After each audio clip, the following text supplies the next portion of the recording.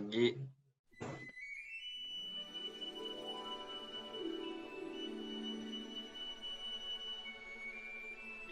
Oke, baik. Assalamualaikum warahmatullahi wabarakatuh. Perkenalkan, nama saya Ahmad Nafis Aljudi sebagai moderator pada sesi materi pada malam hari ini.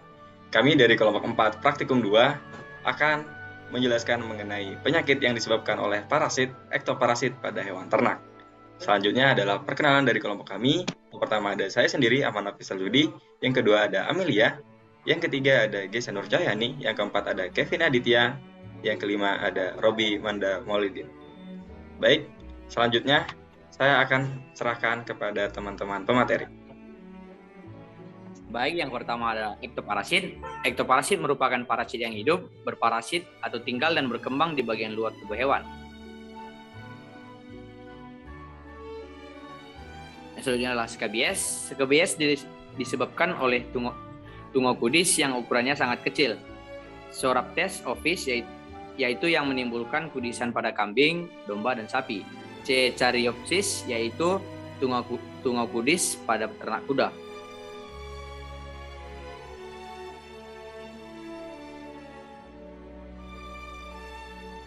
Yang selanjutnya adalah gejala penyakit. Yang pertama, merasa gatal, selalu menggaruk, menggigit tubuhnya, dan menggesek-gesekkan badannya yang kudisan pada dinding kandang atau pepohonan, sehingga terjadi luka dan menyebabkan rontok bulunya. Yang kedua, tidak ada nafsu makan, disibukkan dengan menggaruk-garuk bagian yang gatal, sehingga terjadi perdarahan di kulit akibat luka-luka. Yang ketiga, luka yang sering mengeluarkan cairan yang kemudian menggumpal, membentuk lepuh-lepuh bernanah. Yang keempat, penyakit yang sudah berlangsung lama, kulit menjadi tebal, menggeros, melipat-lipat, dan gundul karena bulu di bagian tersebut rontok. Yang selanjutnya, cara pencegahan dan pengobatan. Skabies dapat diobati dengan benzoat penicillius 20% yang dioleskan pada luka. Bila digunakan untuk merendam ternak atau diping, maka konsentrasi yang digunakan 0,05% sampai 0,06%. Pencegahan skabies dilakukan dengan cara menjaga sanitasi ternak, kandang, dan lingkungan kandang. Ternak yang sakit harus diisolasi dan jangan sampai terjadi kontak dengan ternak yang sehat.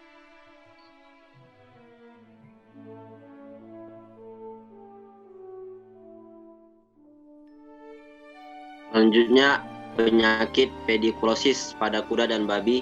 Penyebab dari penyakit ini yaitu kutu yang menghisap darah dari Ordo Amphora, Haematopinus eurysternus, dan Linovenatus bovis, dan kutu yang menggigit dari Ordo Mallohasa yaitu Bovicola bovis.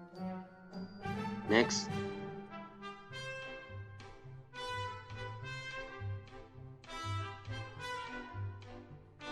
Kemudian gejala sakit pada ternak. Gejala penyakit pada ternak yaitu biasanya hewan yang terkena penyakit ini akan terasa gatal, sehingga untuk menghilangkan rasa gatalnya biasanya ternak itu menggesek-gesekkan badannya pada benda-benda keras, dan akibatnya kulitnya mengelupas dan timbul sisik-sisik pada kulit, bahkan dapat terjadi luka-luka pada kulitnya.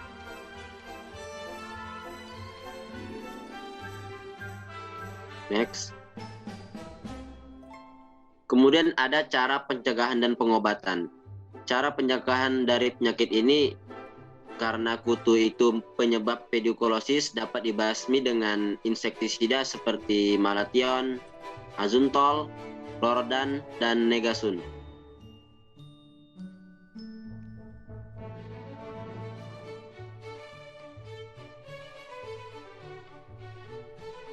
Baik, untuk slide selanjutnya itu ada penyakit kudis kaki bersisik atau scaly black.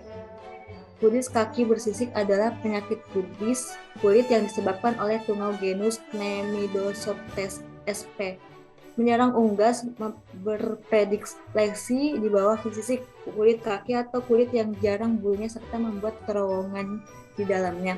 Tertular karena kontak langsung pada saat tungau membuat terowongan dan memakan epitel kulit, mengakibatkan terjadi peradangan disertai eksudasi dan juga menimbulkan reaksi alergi. Untuk gejala klinisnya yaitu Nemidosoptes mutas akan menggali terowongan di bawah sisi kaki, menyebabkan peradangan serta disertai eksudasi dan kegatalan. Eksudat yang keluar lama-kelamaan akan mengering dan mengeras berbentuk seperti kapur, mengakibatkan sisi kaki terangkat, permukaannya tidak rata dan tidak teratur. Gejala klinis lainnya terjadi kepincangan, terlihat jari kuku kaki bengkok. Gejala klinis nampak terjadi peradangan kulit yang ditandai dengan warna kemerahan akibat rasa gatal, unggas, dan akan mematuk, mencakar tempat gigitan sehingga menyebabkan bulu rontok atau terjadi kerontokan bulu yang sering terlihat pada daerah punggung, sayap, kepala, dan leher.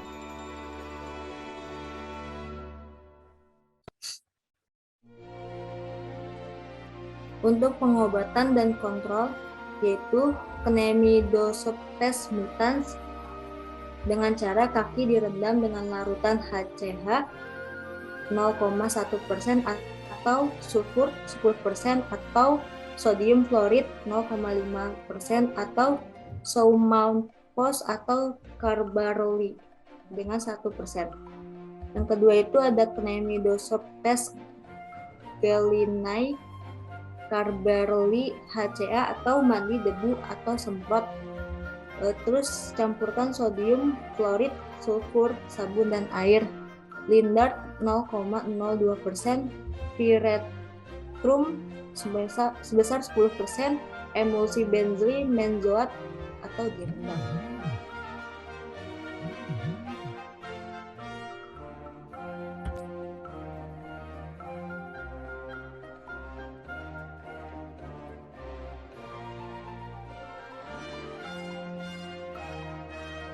Baik, yang selanjutnya adalah gurem. Gurem atau tungau burung atau tungau unggas tropis atau seer, gurem atau Ornithonisus bursa termasuk subordo Mesostigmata, subkelas Ascari dan kelas Arachnida. Spesies ini berkaki 4 pasang, panjang tubuhnya sekitar 0,7 sampai 1 mm dan lebarnya 0,25 sampai 0,49 mm. Gurem merupakan salah satu jenis tungau yang umumnya menyerang ayam buras pada semua umur yang dipelihara secara ekstensif, terutama yang sedang mengeram. Tungau menyerang dengan cara menghisap darah ayam hingga menyebabkan anemia dan kematian, terutama pada anak ayam.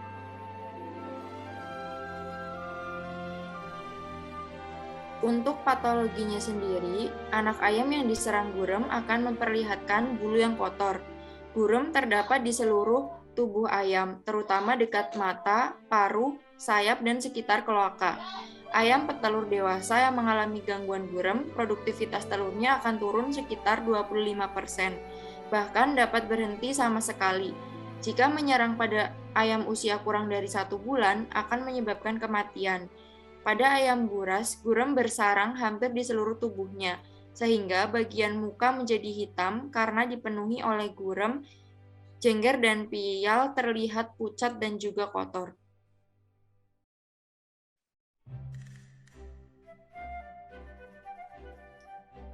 Yang selanjutnya adalah gejala klinis apabila terserang oleh gurem. Pada awalnya, ayam merasa gatal-gatal, terutama pada bulu ekornya. Ketika kondisi semakin parah, rasa gatal itu melanda seluruh permukaan tubuh. Akibatnya, ayam kurang tidur, gelisah, stres, lesu, kurang darah, dan terganggu saat mengeram, sehingga banyak telur yang tidak menetas. Jika investasi gurem cukup tinggi, pertumbuhan akan terhambat, dan pada kulit ayam dipenuhi luka gigitan yang mengakibatkan daya tahan terhadap penyakit menurun.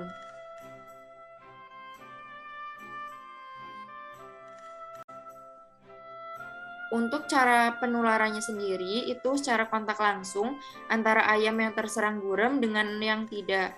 Adanya angin yang membawa terbang gurem pada ayam yang sedang mengeram ke kandang ayam lainnya. Ketika burung muda atau ayam meninggalkan sarang atau mati, dengan tungau yang banyak, bahkan sampai puluhan ribu, dapat tertinggal karena tidak adanya inang yang sesuai. Tungau ini akan menyebar dari permukaan ke dalam sarang dan seluruh kandang.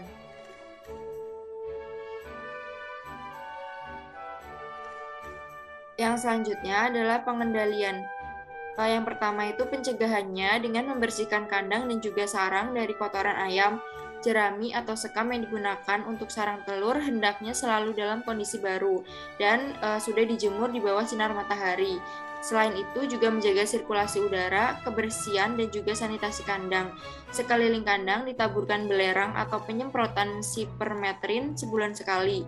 Sedangkan untuk pengendalian dan pemberantasannya menggunakan Kaumapos 0,25% sebanyak 0,8 sampai 1 galon untuk 100 ekor ayam. Dengan cara pengaplikasian itu disemprot. Lalu selain itu juga menggunakan karbaril dengan dosis 6,25 gram yang dilarutkan dalam 3 liter air untuk 33 ekor ayam dan efektif membunuh dalam waktu kurang dari 15 menit. Pemberantasan gurem dapat dilakukan penyemprotan dengan disinfektan, formalin dan juga kalium permanganat atau PK, atau juga bisa menggunakan minyak tanah. Nah, untuk pengobatannya sendiri itu diobati dengan cara memandikannya dengan campuran air sabun dan belerang. Setiap 10 liter air dimasukkan 50 gram sabun deterjen dan 100 gram serbuk belerang. Setelah dimandikan, tubuh ayam diolesi salep belerang secara merata. Jika perlu disemprot atau dicelupkan ke dalam larutan sipermetrin.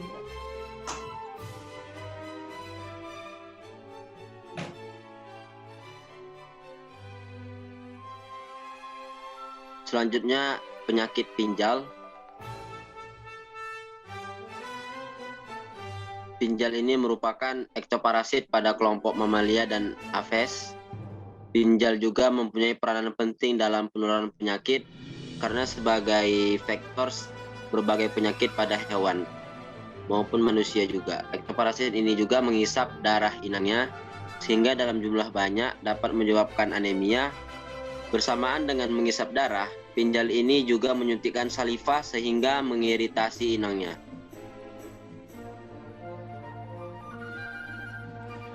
Next. Selanjutnya pengendalian.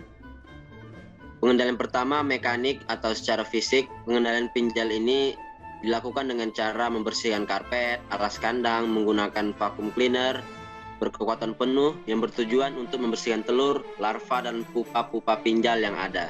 Kemudian dengan cara kimiawi, pengendalian pinjal ini dapat dilakukan dengan menggunakan insektisida.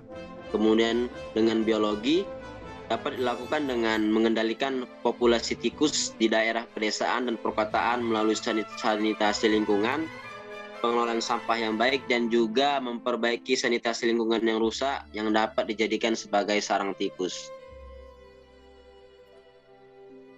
Selanjutnya cara penularan. Cara penularan pinjal ini melalui gigitan pinjal terutama oleh pinjal betina dikarenakan pinjal betina ini membutuhkan darah untuk pengembangan telur. Next.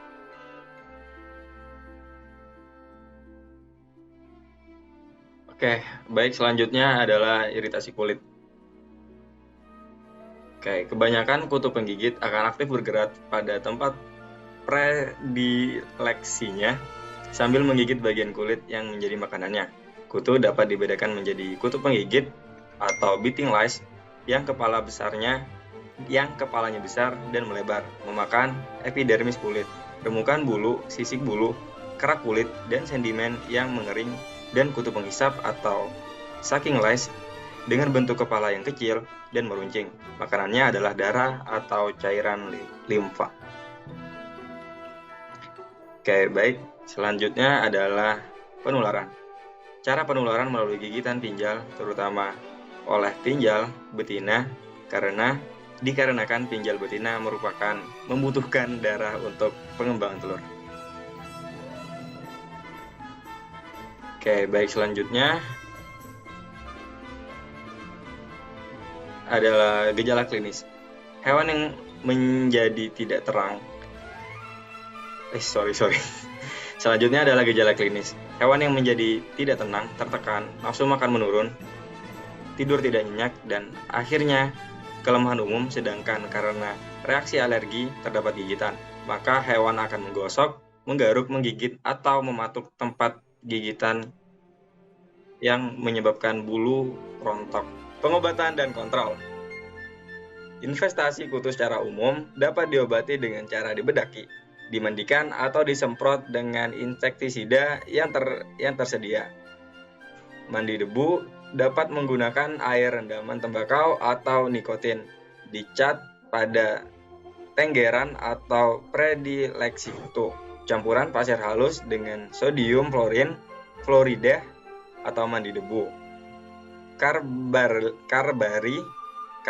5%, Kaumapos 0,06%, Taxapene, heksakloro, siloheksa atau HCH, lidane, dan malation 0,01 disemprotkan. Oke. Selanjutnya adalah daftar pustaka dari kelompok kami. Yang pertama dari Direktorat Pembinaan Sekolah Menengah Kejuruan, dari Nurnanto, dan dari OKIB Dewanta Imade pada 2017. Baik, sekian presentasi dari kelompok kami. Terima kasih, kurang lebihnya mohon maaf. Kami akhiri. Assalamualaikum warahmatullahi wabarakatuh. Waalaikumsalam. Aman, bisa diedit. Enggak.